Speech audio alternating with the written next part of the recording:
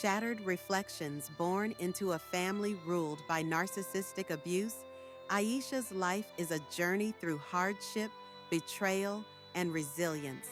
From childhood to old age, she navigates friendships, love, marriage, and parenthood, each stage of her life marred by the ghosts of her past.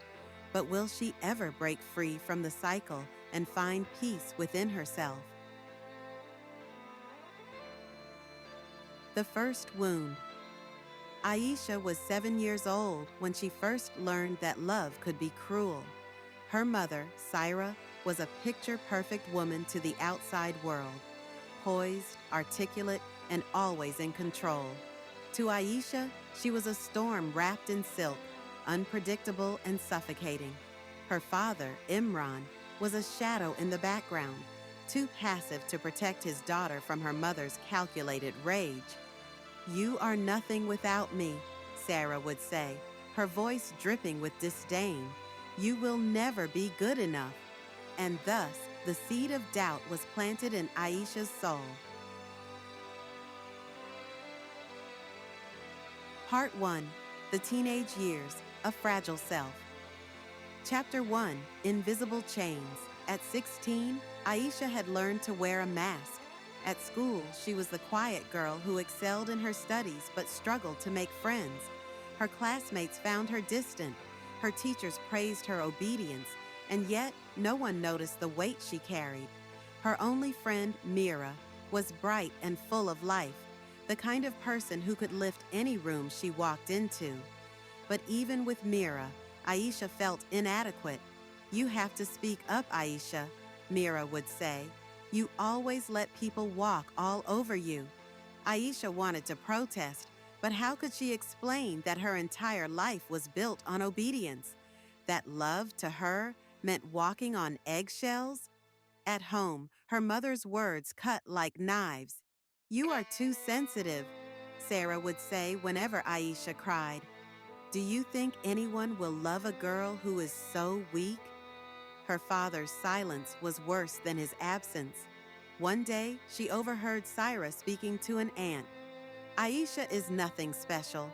She will never amount to much."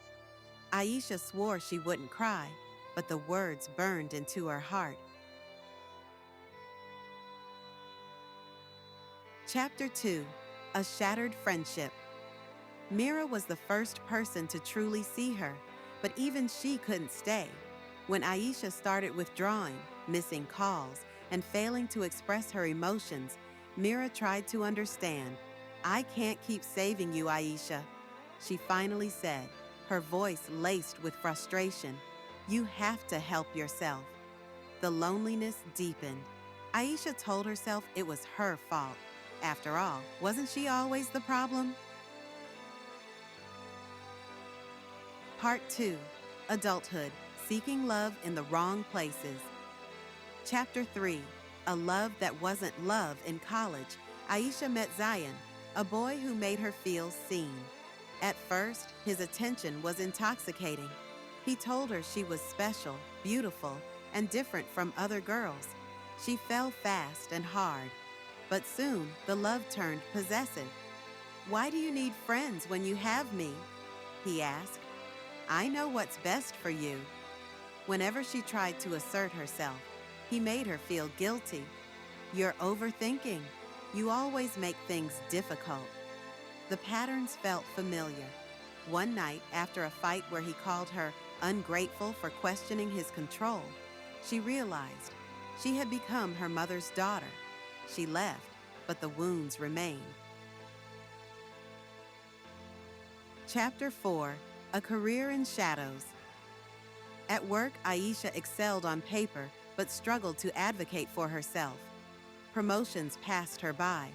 Her boss, Anil, was quick to take credit for her ideas, and when she finally spoke up, he laughed. "You should be grateful you even have a job." She swallowed her anger. Confrontation was terrifying. After all, wasn't she always the problem? Part 3. Marriage. Another Prison. Chapter 5. A Man Like Her Mother. When Aisha met Rian, he was kind at first. He listened to her stories, validated her pain, and promised to be different. She thought she had finally found someone safe. But narcissists don't always yell. Some manipulate with quiet cruelty. When Aisha expressed sadness, he sighed. "You're always playing the victim." When she questioned his coldness, he accused her of being too needy. The pattern repeated. The old wounds reopened. And when their children were born, Aisha realized she was at a crossroads. Would she pass the pain down to them, or would she break the cycle? Part 4. Motherhood, Breaking the Chains. Chapter 6. A Choice for Her Children. Aisha watched as her daughter, Alina, flinched under Rian's dismissive tone. She saw herself in Alina's hesitant words, her downcast eyes, and something inside Aisha snapped. That night, she packed a bag. When Rian scoffed and said, "You won't survive without me," she looked him in the eyes and replied, "Watch me." For the first time in her life, she chose herself.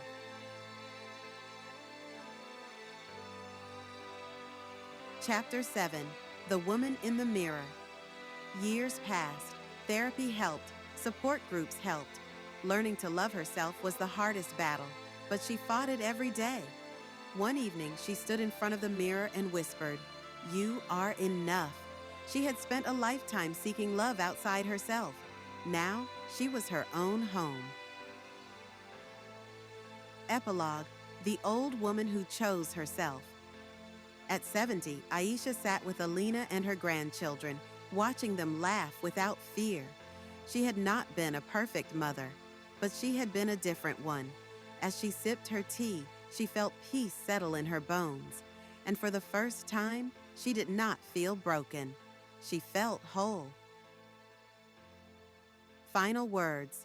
Aisha's story is one of survival, of breaking cycles, of learning that love is not control and that healing is possible, even if it takes a lifetime. She was never the problem.